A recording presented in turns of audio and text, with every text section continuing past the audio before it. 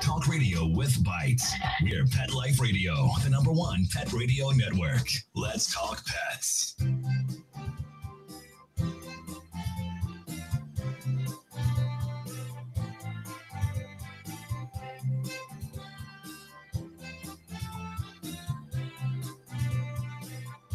Okay. And good morning, good afternoon, whatever the case may be. You're here live with Dr. Jeff Werber, here with you for the next 30 minutes on Pet Life Radio's Ask the Vets with Dr. Jeff. We're here for you. We're here for your pets. We're here to answer questions. We're here to educate, inform, have a little fun, whatever the case may be. And you can get a hold of us very, very easily. First, the good old-fashioned way, phone, 877-385-8882. Once again, 877-385-8882. You can also more fun anyway, is to join us here live on Google Hangouts. Just go on to the PetLifeRadio.com, scroll down to Ask the Vets with Dr. Jeff, click on it, and if you follow, you will see a Google Hangouts link. You can link right on there, click on it, and you can join us live here with you, with your pets, and we can talk about anything you'd like to talk about.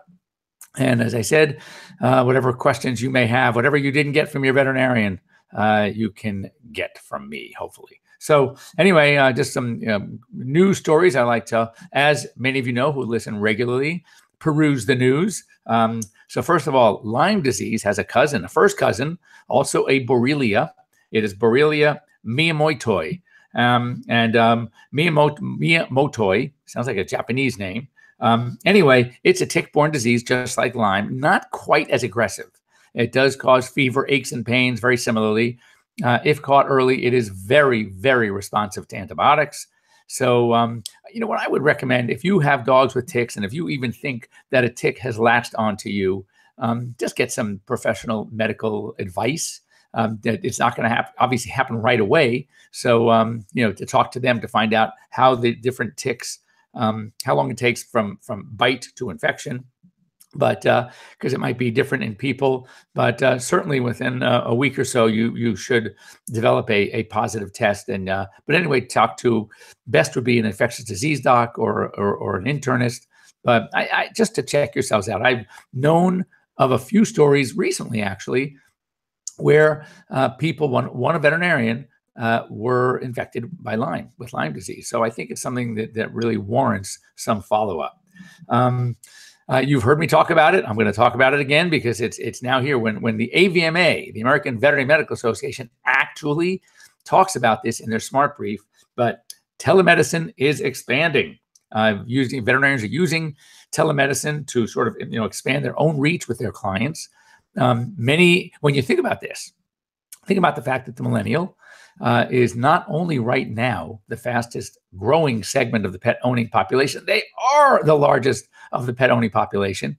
And if any of you out there are falling under that category, I know I don't have to look through my computer camera to see you that you are preferring using your phone. You live by your phone.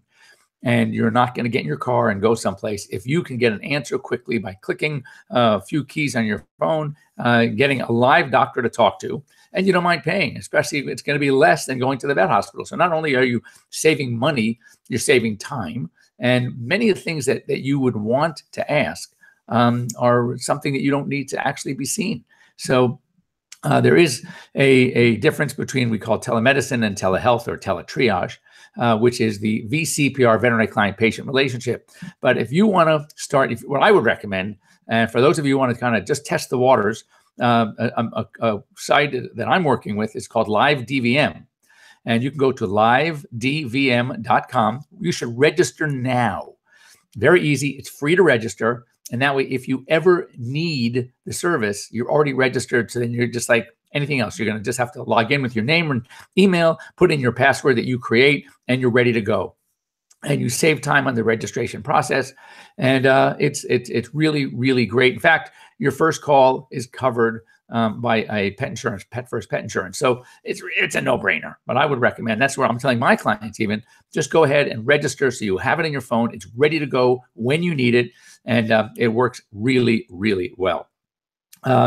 Secondly, get ready for this one, cannabis and pets. Again, when the American Veterinary Medical Association starts putting out info and a resource guide to veterinarians about cannabis and pets, you know it's real. It's something that we're going to deal with. And I've had since here in California, it just became legalized for recreational use, that I am getting so many calls, so many problems with dogs, anxiety issues, vomiting issues, epilepsy. Doc, can we use cannabis?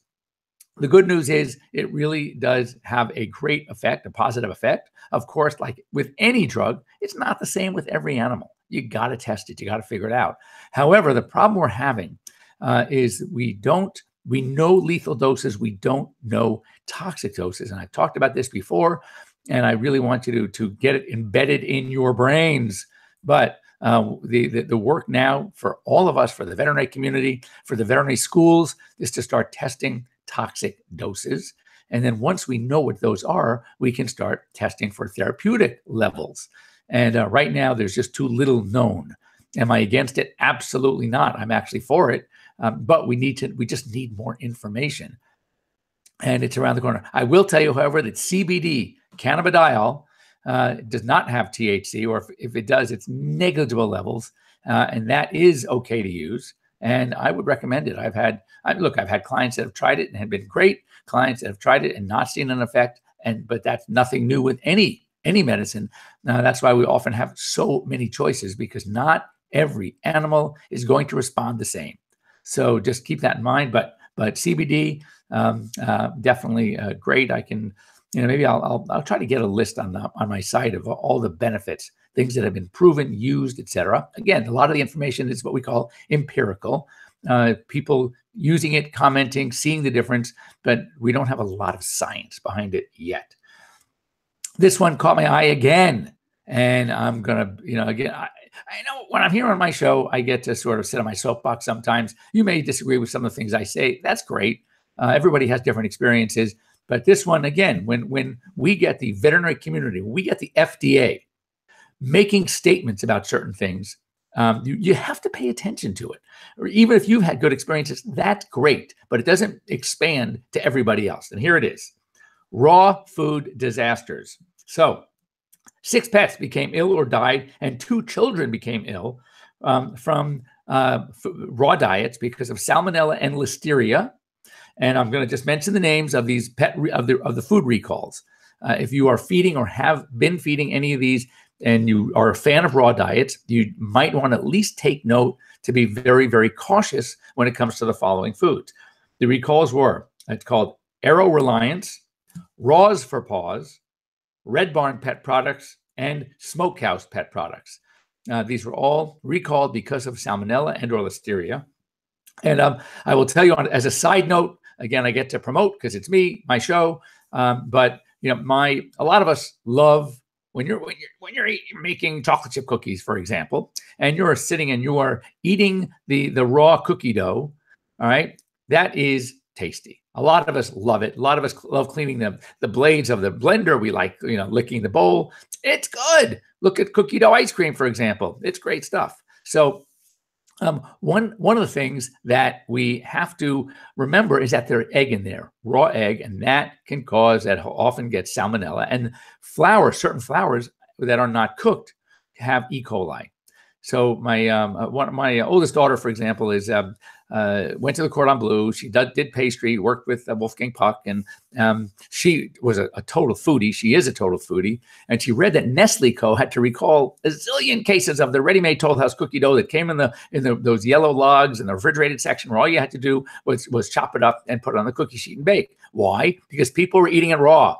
So knowing that, she says there's got to be a way to actually make cookie dough good without the eggs, without the flour. She came up with Edoughble, EDOUGHBLE, edible.com. You should check it out. But if you do like eating raw food, you just got to be careful. You have to avoid certain ingredients. She uses no eggs. She uses what's called heat-treated flour, and you get to have the benefit of all sorts of fun flavors of cookie dough. But the point I'm making is raw. Yes, it's natural. Yes, there's a certain thing. Yes, animals in the wild ate it. It's not the same today, so don't be fooled. This is really cool. Veterinarians and 2 general surgeons, MD surgeons from Amita Health in Chicago area. They performed an emergency appendectomy. We got 2 questions waiting, so we have to also check those out in the chat room. My producer is going to send those questions to me. But I think that, hold on while I'm going to check the chat room. So I hope you can still see me because I just clicked off for a second. Anyway, they performed an emergency appendectomy on a 40-year-old orangutan. How cool is that? And again, it's different. Like for example, dogs. I wouldn't. They don't have an appendix. So I'm sure that the zoo veterinarians know that yes, the primates have appendix, and they actually took it off but with the help of the MD surgeons and the veterinary surgeons, and that's pretty cool. And apparently, orangutans, monkeys have very, very different thicker skin. So it does, make a big difference when you're doing that surgery. Also, a really cool story. A firefighter, again, with the help of veterinarians, one of the vets on the phone, actually, they saved a 4-year-old German Shepherd from a house fire. And this firefighter had never done CPR on a dog. So one of the vets that they contacted was able to walk the firefighter through administering CPR to this 4-year-old German Shepherd. They finally got it to the Auburn Veterinary Hospital. So this actually happened in Alabama, and because Auburn's a great veterinary school, and this wonderful German Shepherd is home, which is really nice. And lastly, and we see a lot of this, so I wanted to talk about this as well, that we have to be very, very careful in our communities with wild animals that are bold enough to come down into hills, etc. Because we have a problem with coyotes, some communities with mountain lions. We have right now raccoons in our area, and raccoons, I'm telling you, they're getting so bold because they're hungry. So here, this happens, and we complain, but you have to remember, many of our communities, especially here in the hills in Los Angeles and Beverly Hills and Bel Air, we are building and building and building. We're moving. We're going. It's choice property because the views are magnificent. So we are taking these land lots and building these magnificent homes with fantastic views. But who used to live there? Well, the coyotes did, and the raccoons did. So now they are getting hungry, and they are getting very, very bold. So if you are seeing things like this, and trust me, you will be, then you just need to be, first of all, very careful. Small dogs should never be left alone. If you're walking your dogs on a leash, we had a big problem with raccoons in my neighborhood. And, some of my small dogs, my 2 Frenchies sometimes would walk ahead. Now everybody has to be on a leash at all times. And you have to also make sure you secure your garbage can lids, because what happens is that's where they come down for food. And then they will see your questions. So anyway, it's very important to keep that in mind when you are, if you live in an area and you've seen these animals, please, please, please be very, very careful, especially with your smaller pets, and don't take chances. These animals, it used to be, for example, with coyotes, when they saw a person, they would just turn around and run. Now they don't. They are going to sit there and they're going to stare you down. They're going to watch your move first, and they're not going to back down anymore. So it's very, very dangerous. They are hungry, so just you have to respect that as well. Anyway, we are at the half point of the show, so I want to go ahead and take a quick break, and we will be back after the break in just a few minutes. Don't go away, and we'll answer our questions from our 2 listeners that are waiting to hear from me. See you in a minute. We'll be right back, right after these messages. Stay tuned. Molly, here's your dinner. Zeus, that's not your food. Don't let that happen to your precious cat. Elevate your cat's eating experience with the Cat Tree Tray. The Cat Tree Tray keeps your cat's food off the floor and conveniently located on the cat tree. It's the perfect way to eat. It's a beautiful wrought iron tray that easily attaches to your cat tree and keeps dogs and other critters out of your cat's dish. A must for multi-pet households. There's a 6-inch tray for large bowls and a 4-inch tray for smaller bowls. Purchase your Cat Tree Tray today. Go right now to cattreetray.com. That's cattreetray.com. CATTREETRAY.com.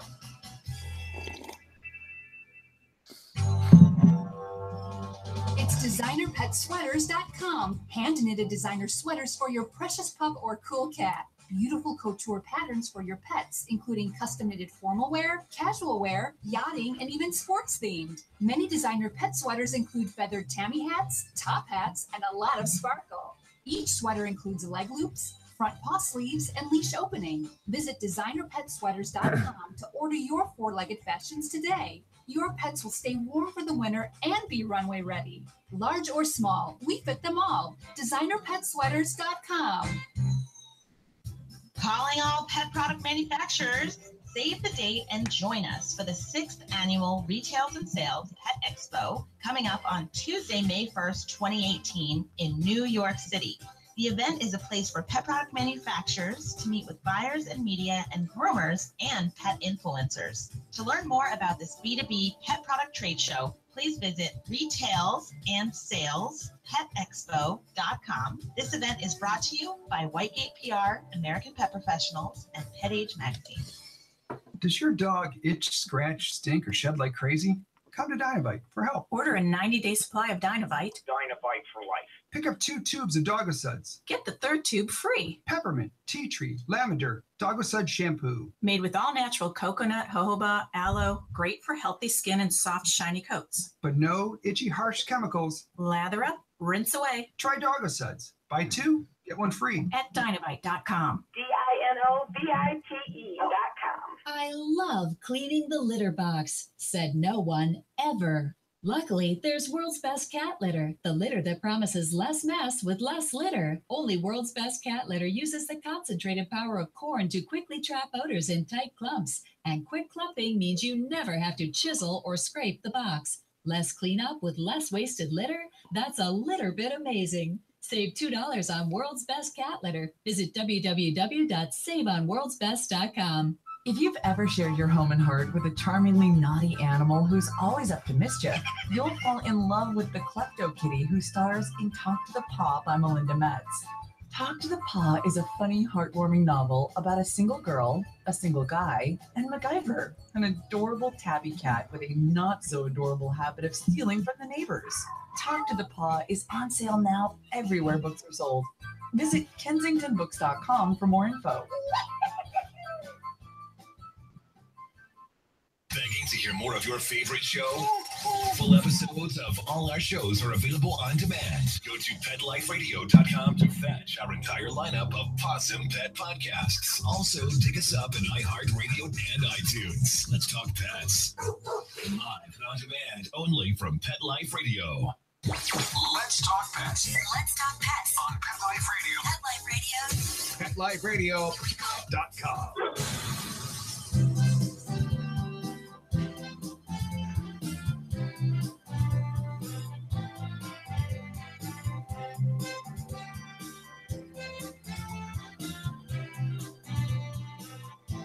Okay.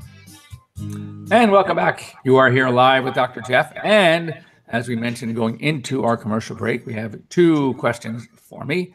The first one is from John, who thanks John for listening to us here from Holland, New York. They have a Cocker Spaniel, 2-year-old, and just brought a cat into the home. What's the best way to introduce them? When the dog sees the cat, he gets all excited and anxious, and we're afraid he'll harm the cat right now. Well, interestingly, I'm more afraid of the Cocker Spaniel, unless it's a kitten. But but I would not, if I have a nasty cat and a nasty dog, oh my God, that nasty cat's going to win. Anyway, the thing to do is, I have 4 dogs now since we had to put Grover to sleep and 6 cats. I often joke my cats read the dog book by mistake. And my dog's always being around cats and having been around cats, it's like I bring a new cat in, it's like, oh my God, here's another one of those crazy smelly things. But they get along really well. What I would recommend is this. If the cat is young, you're right, he might be more afraid of your Cocker. So you want to hold him and very slowly introduce the Cocker on a leash and make sure a lot of praise. Every step you take closer to the cat while someone is very carefully holding the cat. And I would trim the nails first, just as a side note. Cats are very good at scratching. And just praise your Cocker every time that you come nearer and nearer to the cat. The whole idea is that you want to make this cat a positive experience for the dog and not a negative one. So right now it's a new toy, if you will. They're curious and something he might want to play with, and you want to, and thus that cat's going to get freaked out. So the key really is to make it safe. Now, also one of the things that where animals seem to not care about others as much is when they're eating. I always use this as a trick when I'm trying to introduce two cats to each other, is start with them in a like one different ends of a large room, and then during mealtime, and then slowly bring the food together. I interestingly have two of my cats. It's one of my older cats with one of my cats that I brought home from the hospital about a year ago. And they literally now eat out of, it's got those bowls that are half, one bowl is, I guess one side's for usually water, one's for food. I fill them both with their food and they eat literally nose to nose and no problem whatsoever. So it's the whole idea of any of this type of behavior modification, of them getting used to something, it's small baby steps and make it fun. Since the new cat is the one that's the problem, what I would recommend doing is paying more attention to your cocker in the presence of the cat. And when the cat's not around, I wouldn't say meanly ignore your cocker, but don't give it as much attention as you used to. So feeding, the petting, come jump on my lap, food treats, all in the presence of the cat. And if he's, and correct him with, a firm, a sound when he starts to get a little too rambunctious with the cat. And go slow, see how it works out. It should work out fine. As I said, in my household, we have many of both, and they do wonderfully. If you want to get a hold of me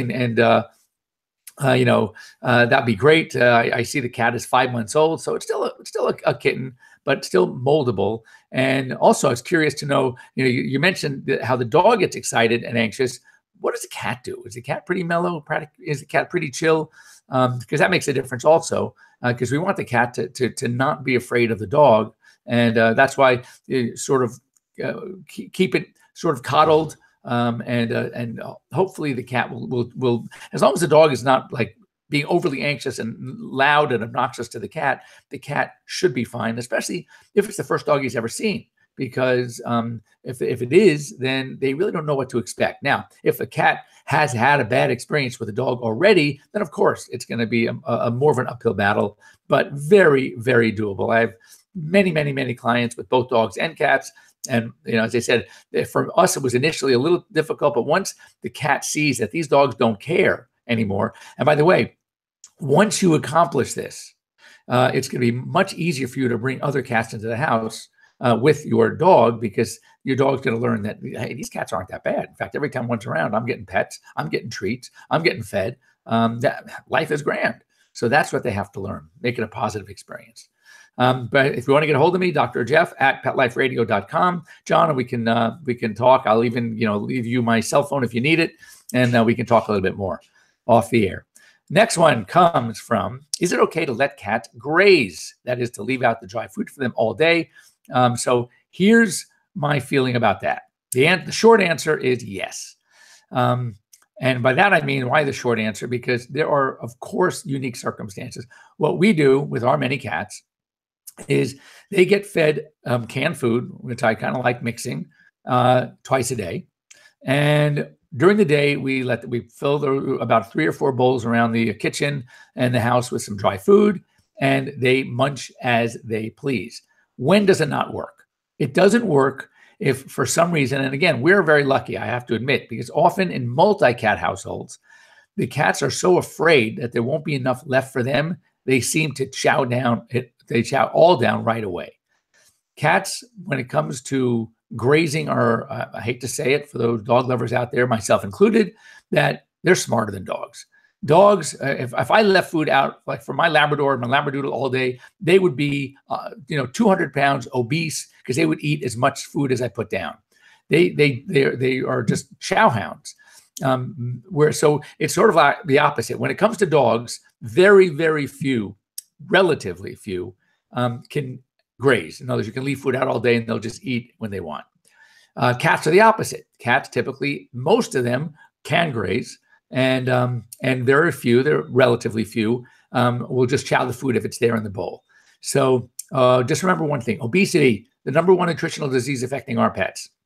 So if you have cats that you want to leave food out, but you are afraid that they're going to overeat, there are a number of great products out there now that you can actually monitor. You can control with a timer or with your phones when to allow food. So you can predetermine in the feeder, automated feeders, how much food will drop and at what time or times during the day.